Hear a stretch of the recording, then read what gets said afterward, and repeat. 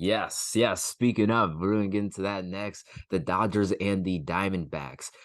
Who who at the beginning of the season thought the Diamondbacks would be here with the surgence of Corbin Carroll, Alex Thomas, you name it.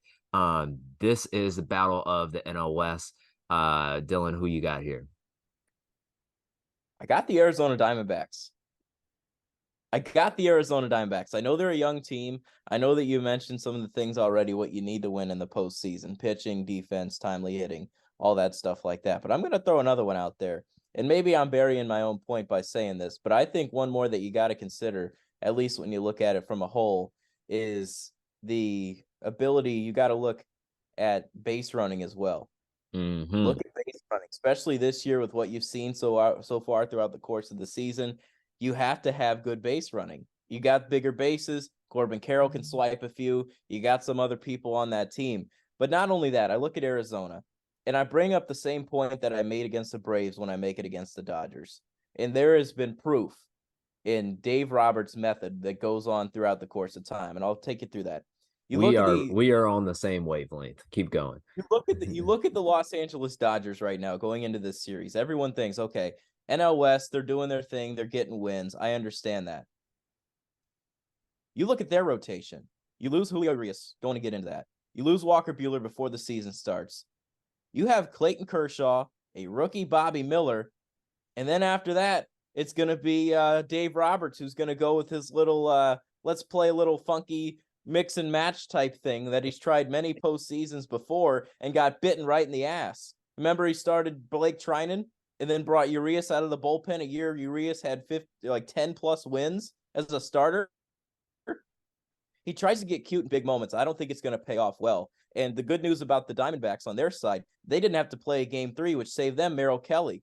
They get Merrill Hmm. Kelly 2 days more rest for Zach Gallen. Gallen will be back for game 3, which means he could have some sort of role if they get to game 5. They got Kelly, they got Gallen, they got their 2. I think this is going to be a better series than it is. And you look at the Dodgers, couple veterans on that team that I don't really trust. Jason Hayward might have to there's some James Outman is a rookie. There is a lot of uncertainty. I know there's playoff players on that team with Chris Taylor and Kike Hernandez, guys that approved it, but it's still very cloudy on their side as well. I don't think that they can withstand a 5-game series, let alone a 7-game.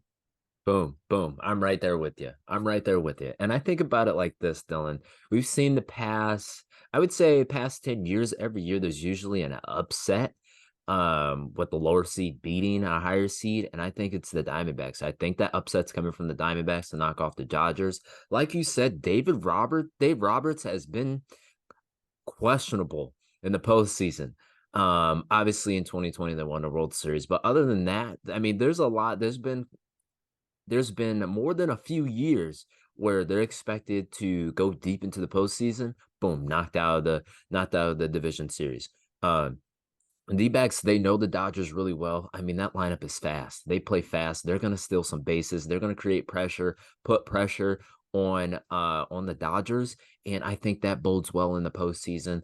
I really like Corbin Carroll. I mean, he showed up big time in the wild card series. I really like Ketel Marte. I mean, Alex Thomas, you name it, and Merrill Kelly. They still got their a lot of their horses ready to go for this series. Oh man, I'm really liking the Diamondbacks here. I think they pull off the upset and make it to the conference championship. I look at two more things in this series. The Diamondbacks bullpen looked really good against Milwaukee Yes. Boom. Just because shut down. Zach Gallen didn't have his A stuff. He kind of fought through it, got through 5 innings, and then the bullpen came in and closed it out. And the same thing happened with the second start. It was really good what I've seen from Arizona from there. But one more note: 2020 World Series with the Dodgers. Who did he have starting those games? Kershaw, Bueller, Yeah. Urias, Gonsolin. Yeah. Yeah. He You had can the win with guys. that. He had the workhorses. There's Can't not win a with lot Robert of there's Pujols. not a lot of mixing and matching you have to do when you got those guys on the mound. If okay, I'll say this right now. If Merrill Kelly can steal a win against Kershaw tonight, Dodgers are cooked. Oof. You're spot on. You're spot on. I agree with you. I also think the Diamondbacks, I think they have no pressure. right? I mean, they weren't expected to be in the postseason. Maybe they expected to, but nobody else in baseball expected them to. I mean, they're coming in on the road. They played in Dodger Stadium a bunch of times this year. There's just no pressure with them. I feel like they're gonna play loose. Like I said, play fast, create pressure on the base paths, and pull off the upset.